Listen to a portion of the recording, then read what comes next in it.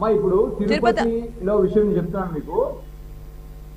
తిరుపతిలో 2019 తర్వాత ఒక ఎంపీ బై ఎలక్షన్ జరిగింది, ఎమ్మెల్సీ ఎన్నికలు జరిగినాయి, తిరుపతి లోకల్ టౌన్ బ్యాంక్ ఎన్నికలు జరిగినాయి. ఎమ్మెల్సీ ఎన్నికల్లో స్థానికంగా 2 కార్పొరేటర్లు వాళ్ళు స్కూల్కే వెళ్ళలేదు, వాళ్ళు చదువులేదు.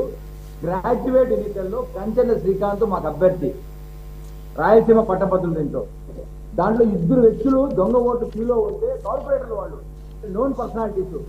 మేము వాళ్ళని ఫైండ్ అవుట్ చేసి వాళ్ళ మీద కేసు బుక్ చేస్తే ఆ పడి తర్వాత నిన్నటి రోజు ఎలక్షన్ కమిషన్ నుంచి వాళ్ళ మీద కేసు ఫైల్ చేయమని వచ్చింది. అంటే 2 కార్పొరేటర్లు, తిరుపతి నగరపాలక సంస్థలోని 2 కార్పొరేటర్ల మీద దొంగ ఓట్లుగా వాళ్ళు నమోదు చేసుకుని దొంగ ఓట్లు రిజిస్టర్ అయ్యి వాళ్ళు పోల్ చేశారు కాబట్టి వాళ్ళ ఇద్దరి మీద కేసు ఫైల్ అయ్యింది.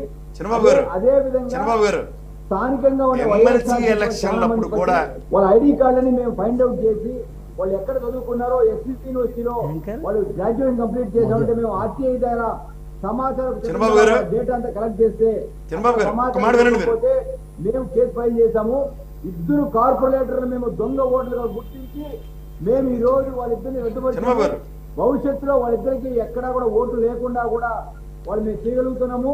అదే విధంగా వాళ్ళు జైలుకు కూడా పంపించగలిగితే ఈ ప్రభుత్వము, ఈ ఎలక్షన్ కమిషన్ ముందుకు పోతే అది నిజంగా తిరుపతి నుంచి దొంగ ఓట్లు శిక్ష పడితే ఒక నాందిగా మేము గొప్పగా పోరాడినామని మేము చెప్పుకోగలుగుతాం. ఎందుకంటే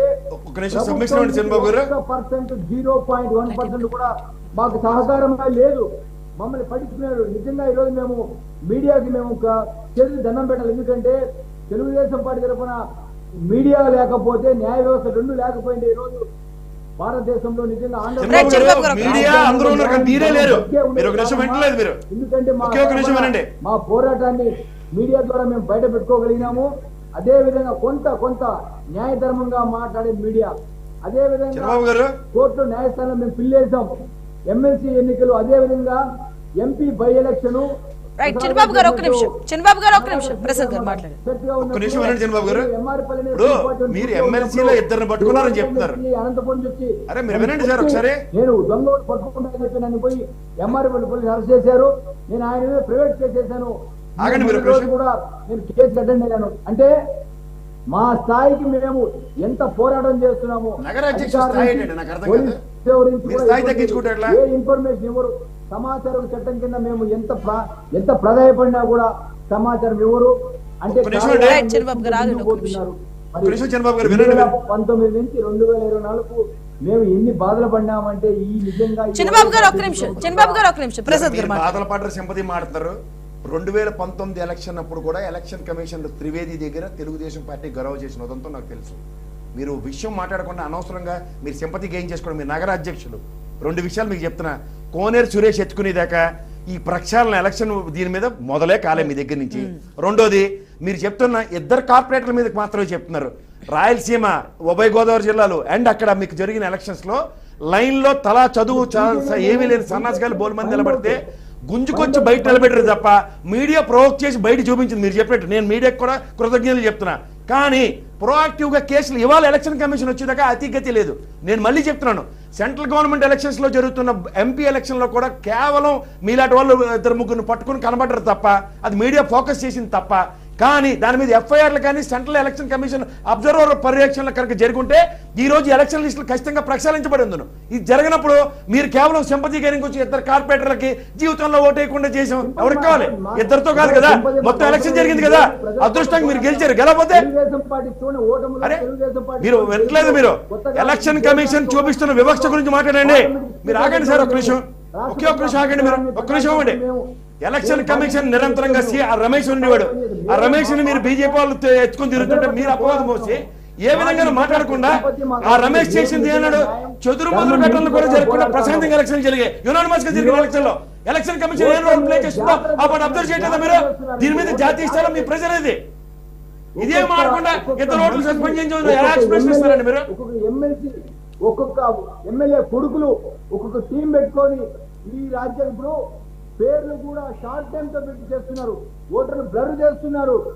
ఈ రోజు ఓటర్లు ప్రింట్ అయి వచ్చేదాకా మేము వెయిట్ చేసి వస్తా ఉంది.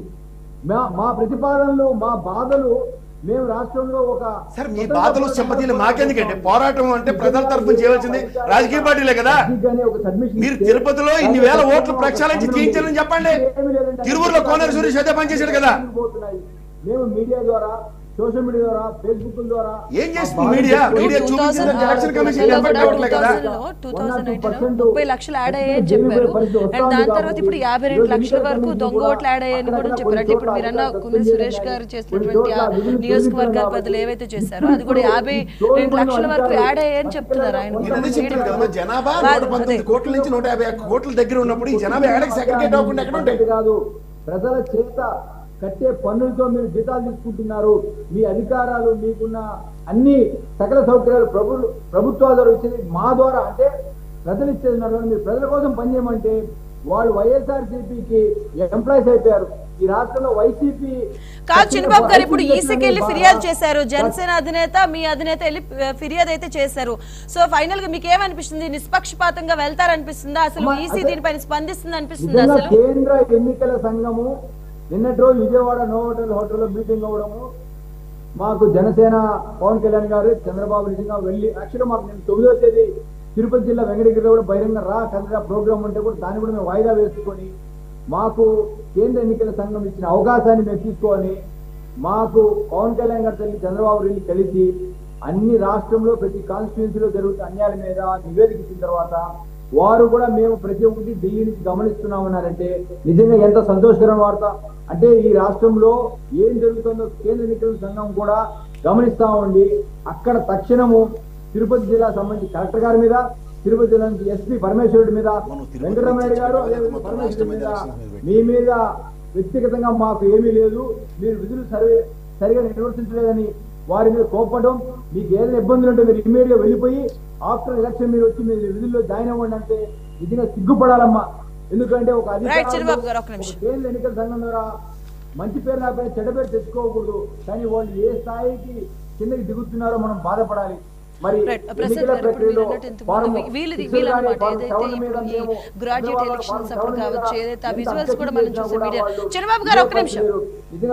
వీళ్ళు ప్రధానంగా ఇప్పుడు ఆ ఇద్దరు అంశం కావచ్చు, ఏదైతే నేను 6th క్లాస్ చదివాను, 5th క్లాస్ చదివాను అని మనకి వీడియోలో రావడం కూడా చూసాం. అంటే అంత అప్పుడే వెలుగులోకి వచ్చింది. ఇప్పుడు ఇంకా దొంగ ఓట్లు యాడ్ అయ్యి అధికారంలో 2000 వీళ్ళ నాయకులు కూడా మాట్లాడారు. 2019లో కూడా ఇలాంటి దొంగ ఓట్ల ద్వారానే గెలిచారు. ఇప్పుడు అధికారంలో ఉన్నారు, ప్రతిపక్షంలో. అఫ్ కోర్స్ వీళ్ళు కూడా వాళ్ళు ప్రతిపక్షంలో ఉన్నప్పుడు ప్రతిపక్షంలో ఉండే అంత చేశారు. అంటే ఇప్పుడు అధికార పక్షంలో ఉండి ఇంకెంత చేయగలుగుతారు అన్న ఆలోచన కూడా ఉండాలి. ఇక్కడ మీకు 2 విషయాలు. ఇప్పుడు ఈ వ్యవస్థలో వాళ్ళు మాట్లాడుతున్న ఇందాక చంద్రబాబు మాట్లాడుతున్న దానికి నేను ఏకీభవించాల్సిన విషయం ఏంటంటే, ఇప్పుడు ఉదాహరణకి లోపల కూర్చున్న వాళ్ళు ఎవరైతే ఉంటారో, ఉదాహరణకి స్టేట్ గవర్నమెంట్ పరిధిలో ఉన్న వాళ్ళు ఉన్నప్పుడు ఈ గ్రాడ్యుయేట్ ఎలక్షన్స్లో వాళ్ళ ఐడి కార్డు మాత్రమే చూపించి లోపలికి వెళ్తారు. వాడు గ్రాడ్యుయేటే కాదా అన్నది ఎవడు ప్రక్షాళించారు. ఇది గ్రహించగలిగారు. ఇప్పుడు మీడియా ఆయన చెప్తుంది అదే, మీడియా నిజంగా రైట్ రాయల్గా పర్ఫెక్ట్ డ్యూటీ చేసింది. ఎవరైతే నిరక్షరాస్యులు లేకపోతే 7వ క్లాస్ 6వ క్లాస్ చదివిన వాళ్ళందరినీ ఐడెంటిఫై చేసి మీడియా ప్రొయాక్టివ్గా ప్రదర్శించినప్పుడు పార్టీల పరంగా ఏం చేస్తున్నారు దానికి మాత్రం చెప్పట్లేదు. ఇప్పుడు నేను అంటుంది అక్కడ కావాలి. ఇప్పుడు say for instant graduate elections list చాలా తక్కువ ఉంటుందమ్మా, చాలా తక్కువ ఉంటుంది. అది జనరల్ ఎలక్షన్తో సంబంధం ఉండదు. అక్కడ మీకు ఆన్ అగ్రిగేట్ ఇంజనీరింగ్ కాలేజీలు కానీ వీటిల్లోకి వెళ్ళి వాళ్ళు ఆ ప్రొఫెసర్లని ఇలాంటి వాళ్ళతో జస్ట్ అనుసంధానిస్తే, ఇప్పుడు వైజాగ్ ఎలక్షన్ తెలుగుదేశం సక్సెస్ ఎట్లా తెలుసా?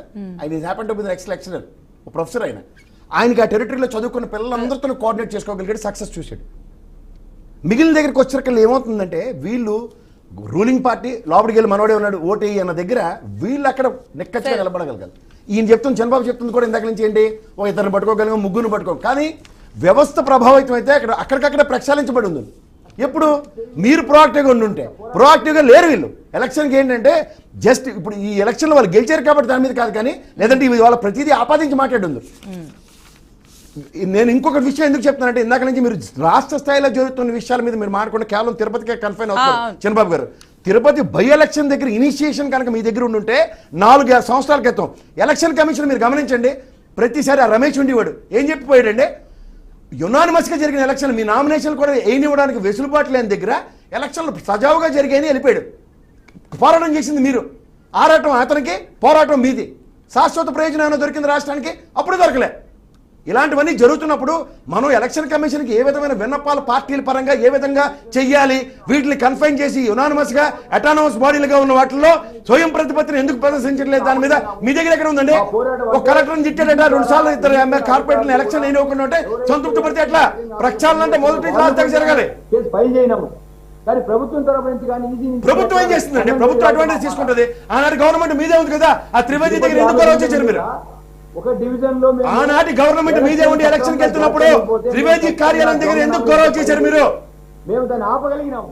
అంటే మా మొరగాని అంత పోరాటం చేసి అవుట్ ఆఫ్ 49 50లో 49 ఎలక్షన్ జరిపి ఒక్క దాంట్లో ఆపగలిగినాము. అక్కడ అధికారులు అక్కడ అభ్యర్థి యొక్క నామినేషన్ కూడా తిరస్కరించి, అంటే ఒక్క అధికారులు నీతి నిజాయితీ ఉంది, ఆయన భయపడ్డాడో లేకపోతే నిజంగా వద్దనుకున్నాడో, ఒక్క ఎన్నికను మాత్రం కేవలం 7th డివిజన్ ఆపి ఈ రోజు తిరుపతిలో ఒక ఎన్నికలు లేకుండా న్యూట్రల్ గా ఉందండి ప్రసాద్ గారు. ఎందుకంటే మేము పోరాడుతున్నాం, అక్కడి నుంచి స్పందన లేదు.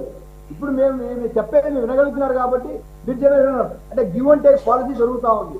ఇక్కడ ఈ మొండి వైఖరి ప్రభుత్వంతో అధికారులు వన్ సైడ్ చేస్తున్నారు.